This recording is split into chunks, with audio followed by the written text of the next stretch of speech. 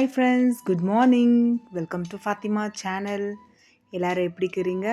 நீங்கள் எல்லாருமே நல்லா இருக்கணும். இன்றைக்கி நம்ம செய்ய போகிற குக்கிங் வந்துட்டு அரைநெல்லிக்காய் ரசம் எப்படி செய்யலான்னு சொல்லிட்டு கூடவே வந்து நான் என்னென்ன வேலை செய்கிறேன்னு சொல்லிட்டு உங்கள்கிட்ட நான் ஷேர் பண்ணிக்க விரும்புகிறேன். வீடியோக்குள்ளே போகலாம். முதல்ல வந்து நீங்கள் தனித்தனியாக கூட வேக வச்சுக்கோங்க. அரைநெல்லிக்காவையும் பருப்பும் நான் ஒன்றா போட்டு வேக வச்சு கொஞ்சம் மிக்சியில் வந்து கிரைண்ட் பண்ணிவிடுவேன். அதுக்கு தேவையான பொருள் மிளகு, சீரகம், காஞ்ச மிளகாய், கொத்தமல்லி, கருவேப்பிலை எல்லாத்தையுமே போட்டு நல்லா இடிச்சுக்கோங்க. ஃபஸ்ட்டு வந்து மெழுகு போட்டுட்டு அது மேலே காஞ்ச மிளகாய் போட்டு நீங்கள் இடிச்சிங்கன்னா கொஞ்சம் வெளியெல்லாம் சிதறாது. கொஞ்சமாக வந்து நான் புளி ஊற வச்சுருக்கிறேன். வேணும்னா ஆட் பண்ணிக்குவேன். அப்படி இல்லைன்னா புளிப்பு தகுந்த மாதிரி கொஞ்சம் அரைநெல்லிக்காய் புளிப்பாக இருந்தால் ரசம் கொஞ்சம் புளிப்பு கொடுக்கும். அப்படி இல்லைன்னா கொஞ்சமாக புளி ஊற்றிக்கலாம். இதை வந்து நைஸாக இடிச்சிடலாம். ஒரு கடாயை வச்சுட்டு இல்லை ஒரு தெக்ஸா ரெண்டில் எது வேணாலும் நீங்கள் வச்சுக்கோங்க. ஏன்னா கொஞ்சமாக தான் நம்ம பண்ண போகிறோம். அதனால் கொஞ்சமாக எண்ணெய் ஊற்றிட்டு வெங்காயம் போட்டு நல்லா கொஞ்சம் ரோஸ்ட் ஆன உடனே கூடவே வந்து தக்காளி போட்டுக்கோங்க. தக்காளி போட்டு தக்காளி வந்து நல்லா மேஷ் ஆகிடணும். அது கூடவே வந்து ரசம் பவுடரு நீங்கள் வேணா ஆட் பண்ணிக்கோங்க, இல்லை வேண்டான்னா பரவாயில்ல. 1 ஸ்பூன் ரசம் பவுடரு, 1/2 ஸ்பூன் மஞ்சாத்தூள் போட்டு நல்லா மிக்ஸ் பண்ணிக்கலாம்.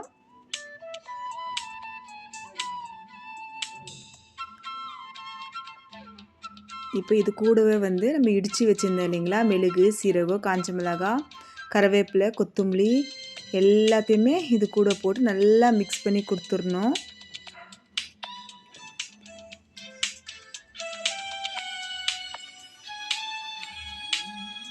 கூடவே பாருங்கள், அரைநெல்லிக்காய் வந்து நல்லா வெந்துட்டு இருக்கும். நம்ம நல்லா 3 விசில் விட்டு தான் எடுத்தோம். வெறும் அரைநெல்லிக்காய் மட்டும் எடுத்து போட்டுட்டு உங்களால் முடிஞ்சால் மத்தில் கடைஞ்சிக்கோங்க. அப்படி இல்லைன்னா பரவாயில்ல, மிக்சியில் வந்து நல்லா நைஸாக அடிச்சுட்டு இது கூட வந்து ஆட் பண்ணிட்டு நல்லா கொதிக்க வச்சுட்டு நம்ம வந்து ஸ்டவ்வை வந்து ஆஃப் பண்ணிட்டா நம்மளுடைய ரசம் கரெக்டாக இருக்கும். இந்த ஸ்டேஜில் கொஞ்சம் வந்து டேஸ்ட் பண்ணி பாருங்கள், புளிப்பாக இருக்கா இல்லையான்ட்டுன்னு. கொஞ்சம் புளிப்பு கம்மியாக தான் இருந்துச்சு. அதனால் வந்து நான் வந்து கொஞ்சம் புளி கொஞ்சம் ஆட் பண்ணிக்கினேன். தேவையான அளவு உப்பு. பசங்க வந்து நம்மளுக்கு அரைநெல்லிக்காய் அப்படியே கொடுத்தாங்க அவங்க சாப்பிட மாட்டாங்க. இந்த மாதிரி ரசம் வச்சு கொடுத்தா கண்டிப்பாக அவங்க சாப்பிடுவாங்க. இது வந்து இட்லி பாத்திரம். நிறையா பேர் வீட்டில் வந்து இட்லி பாத்திரம் தான் நம்பர் 1. ஏன்னா அதில் டக்கு டக்கு டக்கு நம்மளால் வந்து சாமானை வந்து ஈஸியாக வாங்கிடலாம். இது வந்து நான் காசு கொடுத்து வாங்கலை. வீட்டில் இருக்கிற பழைய சாமானம், ஃபஸ்ட்டு இருந்த இட்லி பாத்திரம் நீங்கள் பார்த்துருக்கலாம். அது ரொம்ப கிட்டத்தட்ட 10 இயர்ஸ் கிட்ட ஆயிடுச்சு. அதனால் அத்தை கொடுத்துட்டு வீட்டில் இன்னும் கொஞ்சம் சாமானம் இருந்துச்சு. அது எல்லாமே வந்து கடைக்காரர்கிட்ட போட்டுட்டு தான் நான் இந்த பாத்திரமே நான் வாங்கினேன். இது எப்படி இருக்குது நீங்கள் சொல்லுங்கள். இந்த பாத்திரத்தை க்ளீனாக வாஷ் பண்ணிவிட்டு நான் எப்படி இட்லி ஊற்றுறேன். ஏன்னா நேற்று நைட்டே வந்து மால்டவா ஆல்ரெடி உங்களுக்கு நல்லாவே தெரியும். மால்டவா வந்து கொஞ்சமாக தோசை மாவில் கரைச்சி ரெடியாக வச்சுருந்தேன். ஈவினிங் போல் நம்ம இட்லி ஊற்றிக்கலான்னு சொல்லிட்டு இந்த பாத்திரத்தில் நான் எப்படி இட்லி ஊற்றுறேன்னு சொல்லிட்டு உங்களுக்கு காட்டுறேன். க்ளீனாக கழுவிட்டு இதை க்ளீனாக துடைச்சிக்கலாம். ஏன்னா இதில் எல்லாத்துலேயுமே நம்ம யூஸ் பண்ணுறதுக்கு முன்னாடி நல்லா வாஷ் பண்ணிட்டு நம்ம யூஸ் பண்ணணும். அப்போ தான் வந்து நம்மளுக்கு வந்து ரொம்பவே நல்லது. எவ்வளோ தண்ணி வேணுமோ அவ்வளோ தண்ணி, அந்த கோட்டுக்கு மேலே தண்ணி ஊற்றக்கூடாது. கோட்டுக்கு கீழே ஒரு 3 கிளாஸ் போல் தண்ணி ஊற்றிக்கிறேன்.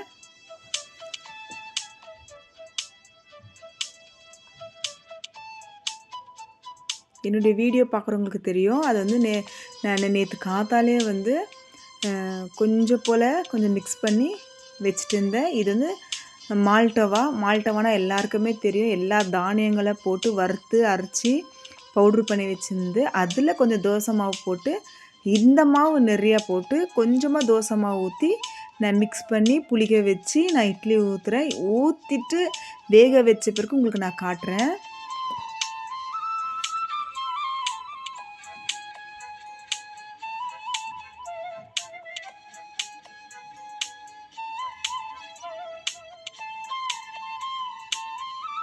தண்ணி கொதிக்கட்டும். தண்ணி கொதிச்ச பிறகு தான் நம்ம இட்லி பாத்திரத்தில் உள்ளவே இட்லி இது ஊற்றி வைக்கணும்.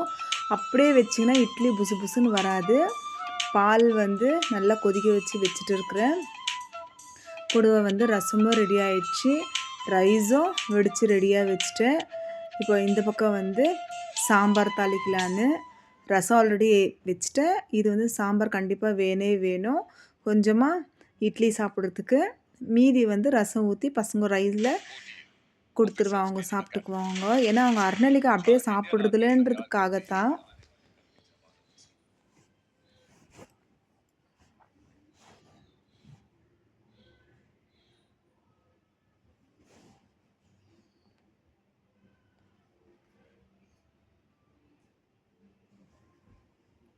கொஞ்சமாக வேலை செஞ்சுக்கின்னு எல்லா பாத்திரத்தையும் கழுவினே இருக்குவேன். ஏன்னா அப்பப்போ சிங்கில் நிறையா பாத்திரம் இருந்தாலும் ஒன்றா எடுத்துகிட்டு போய் வச்சு உட்காந்து வாஷ் பண்ணுவேன். அப்படி இல்லைன்னா அங்கே இட்லி வேகிற வேலைக்கு நம்ம சும்மா தானே இருக்கிறோம். அந்த டைமுக்கு வந்து எவ்வளோ முடியுமோ மேக்ஸிமம் அவ்வளோ பாத்திரத்தையும் கழுவி போட்டுடுவேன். இந்த பக்கம் வந்து சாம்பார் தாளிச்சிக்கலாம். எத்தனை பேருக்கு அந்த மாதிரி பழக்கம் இருக்குது தெரியல எனக்கு. சமையல் செஞ்சுன்னு சாமானை கழுவி வைக்கிற பழக்கம். என்ன 2 மாதிரியும் செய்வேன் ஃப்ரெண்ட்ஸ். உடம்பு பொறுத்து. உடம்பு நல்லா இருந்தால் சமையல் பண்ணிக்கின்னு 2 சாமானமாக கழுவி வச்சுருவேன். அப்படி உடம்பு நல்லா இல்லைன்னா எல்லா சாமானும் சேர்த்து வச்சு வெளியே கொண்டு போய் உக்காந்துன்னு வெளியே கழுவுவேன். சாம்பார் அந்த பக்கம் தாளிச்சிட்டேன். இட்லியும் நல்லா வெந்துடுச்சு. நான் இட்லியை வந்து சூடாக இருக்கும்போது நம்ம கரண்டியில் எடுக்கலாம். கொஞ்சம் ஆறிட்ட பிறகு நம்ம கையிலே எடுக்கலாம் ஃப்ரெண்ட்ஸ். நான் உங்களுக்கு காட்டுறேன்.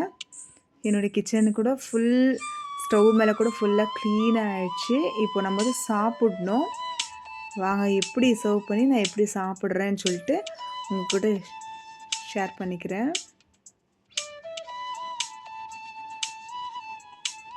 சாம்பாரை நல்லா திக்காக சாம்பார் பவுடரே போடல ஃப்ரெண்ட்ஸ். வெறும் நார்மலான சாம்பார் தான்.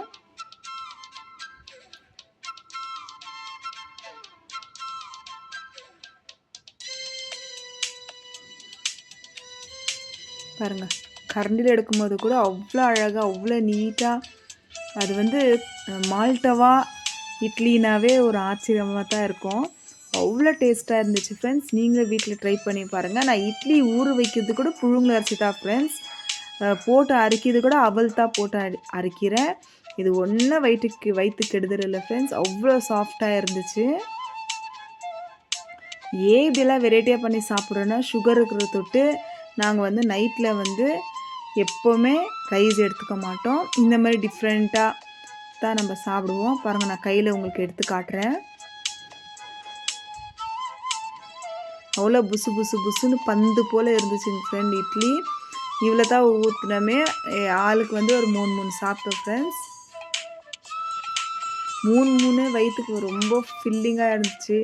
நீங்களே வேணால் ட்ரை பண்ணி பாருங்கள். உங்கள் வீட்டில் மால்டவா இருந்துச்சுன்னா, அரிசி மாவு இருந்தால், தோசை மாவு இருந்தால், எந்த மாவு இருந்தாலும் அந்த மாவில் கொஞ்சமாக போட்டு ஒரு 5 ஹவர்ஸ் புளிக்க வச்சுட்டு இமீடியட்டாக நீங்கள் இட்லி ஊற்றலாம். எல்லாருக்கும் போட்டு கொடுத்துட்டேன் ஃப்ரெண்ட்ஸ். இப்போ லாஸ்ட்டாக நான் போய் உக்காந்து சாப்பிட்டுட்டு வரேன் ஃப்ரெண்ட்ஸ்.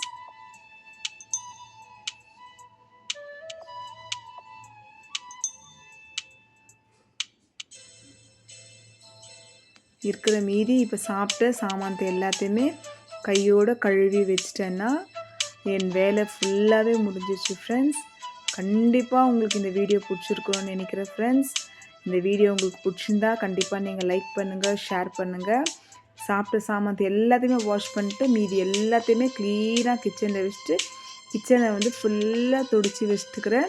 கொஞ்சமாக அதில் வந்து சிக்கன் இருக்குது. அந்த சிக்கனை வந்து சூடு பண்ணி வச்சிட்டோம்னா நாளைக்கு இருந்தால் பசங்க கண்டிப்பாக அதை சாப்பிடுவாங்க. ஏன்னா ஃப்ரிட்ஜில் வைக்கிறத விட வெளியே சூடு பண்ணி வைக்கிறது ரொம்பவே பெஸ்ட்டு. எல்லா வேலையும் முடிக்கிறேன் ஃப்ரெண்ட்ஸ். நைட்டில் வந்து அதான் சொன்னேன் இல்லைங்களா, நான் பெருமைக்காக எனக்கு உடம்பு நல்லா இருந்தால் நைட்டில் வந்து என்னுடைய வேலை வந்து இவ்வளோ பர்ஃபெக்டாக தான் ஃப்ரெண்ட்ஸ் இருக்கும். உடம்பு முடியலன்னா நான் கண்டிப்பாக கிச்சனில் வந்து எல்லா சாமானத்தையும் கொண்டு போய் நான் வெளியே வச்சுடுவேன். அது என்னுடைய வீடியோ பார்க்குறவங்களுக்கு தெரியும், நான் எப்படி வெளியே சாமானை எடுத்துகிட்டு போய் வச்சு வாஷ் பண்ணுறேன்னு சொல்லிட்டு. ஆனால் ஷிங்க்கு வந்து கிச்சனில் ஏச்சி வரும்போது சாமானை கழுவிக்கிறனோ இல்லையோ, ஆனால் ஷிங்க்கு வந்து க்ளீனாக இருக்கணும் ஃப்ரெண்ட்ஸ். அழுக்கு சாமானம் இருந்தாலும் வெளியே தான் இருக்கும்.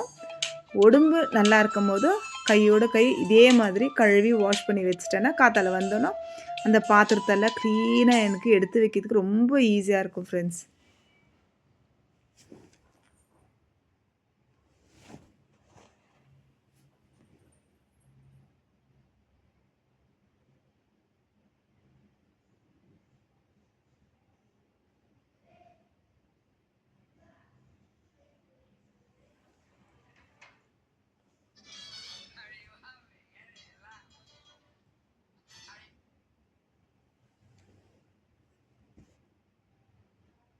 என்னுடைய வேலை பர்ஃபெக்ட்டாக எல்லாமே முடிச்சிடுச்சு ஃப்ரெண்ட்ஸ்.